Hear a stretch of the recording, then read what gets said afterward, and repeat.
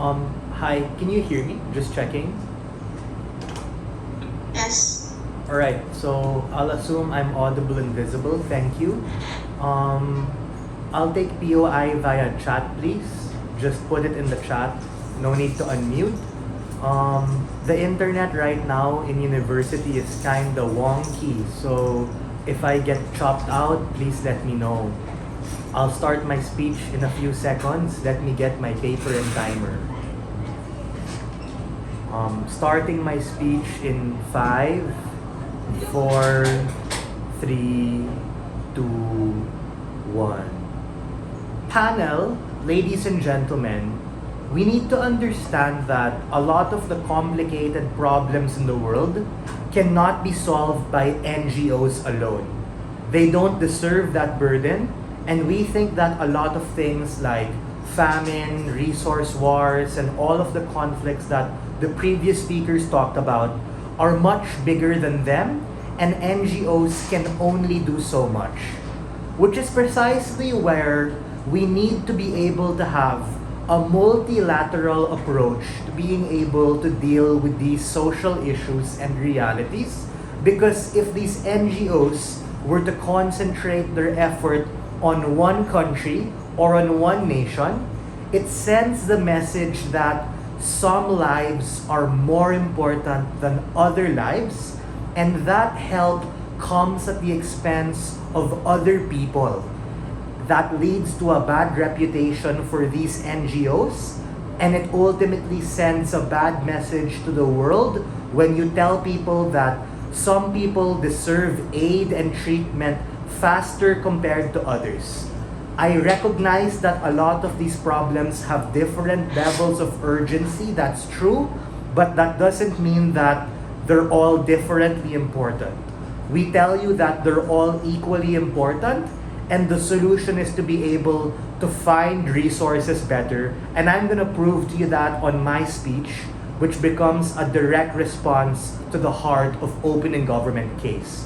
But before I move on to my extension, I have a few responses towards opening government in general.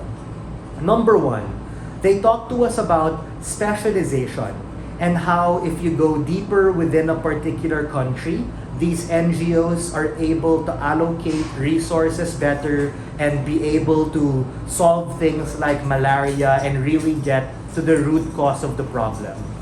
Our response to that is that can only happen, or that can happen best, when you involve other corporations and other countries, because malaria isn't just a country-specific kind of problem. It affects Africa, it affects the Middle East, it affects the Philippines and Asia.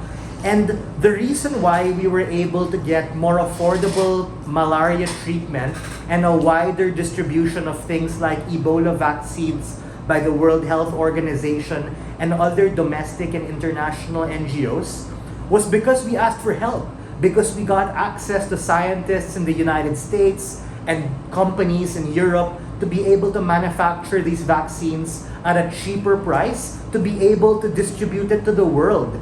That wouldn't have happened if we concentrated our efforts solely on one African country and hoped for the best and assumed that would happen. The nature of innovation and the spirit of globalization is being able to help each other, and that can only happen when you ask for help from other countries and distribute help as such to be able to arrive at better quality products to be able to distribute it to the most amount of people. Secondly, they talked about and they asserted how we're just gonna wait till the conflict is over in these places and then we'll figure it out after. But guys, what if these wars last generations, just like what we see on the Middle East or we see in Africa? We need to understand how a lot of what opening government mentioned does not respond to what my partner told you, and they've been very dismissive. Their case line has to be evolve as well, and we're telling you that we can't wait till these conflicts are over because they can last a lifetime, and that might happen at a point in which other people who we neglect or are suffering in other countries die already as a consequence of not getting the aid. What is my extension? Because I've also been arguing to you some material in my responses. My case is about the opportunity cost of allocating resources is very crucial, and these must be dispersed equally to multiple countries as opposed to concentrating that on a specific country. Why? Who are these NGOs? We're talking about the United Hope Foundation, WWF, Amnesty International, and these NGOs often work hand in hand with local and multinational corporations, as well as different kinds of governments.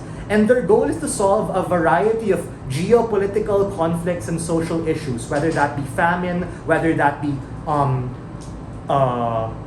dictators or conflicts and war crimes, etc. But here's the thing, right? The prioritization of resources for one country creates a hierarchy of importance for a particular set of social issues, and this sends a message that some people and some problems are more important and need more help compared to others. Though we recognize that some issues might be more urgent, we need to be able to tackle these things as equally important, because ladies and gentlemen, that's where human biases and things like racism start happening, when you start thinking that these set of people deserve help sooner rather than other people. I recognize that resources are scarce, but we think that, I'm gonna answer in this speech, how do we push them to have more funding? We can only push more funding and more money to happen when we're able to allocate resources to different countries, because number one, this creates a wider and more diverse network of opinions and ideas, just like what I told you about the distribution of malaria treatment and vaccines like Ebola, which over time became more cheaper and more accessible. And secondly, the involvement of more countries allows you access to more NGOs, more governments, more politicians, more media, and that gives you virality, ladies and gentlemen, to be able to deal with such a huge problem. This is parallel to what we saw with the global pandemic with COVID, wherein it took the world and everyone to conglomerate together and figure out what vaccine do we need to be able to help the most amount of people to be able to cure and help the world. That only happened because we were able to distribute vaccines and resources to many countries, as opposed to isolating that on a particular set of countries or people. So for all of these reasons, ladies and gentlemen, because no life is more important than another life, and because the resources need to be able to seen as scarce in order for people to take these problems seriously and be able to get more funding, we need to tackle a multilateral approach. And for all these reasons, I'm very proud to win from opening opposition.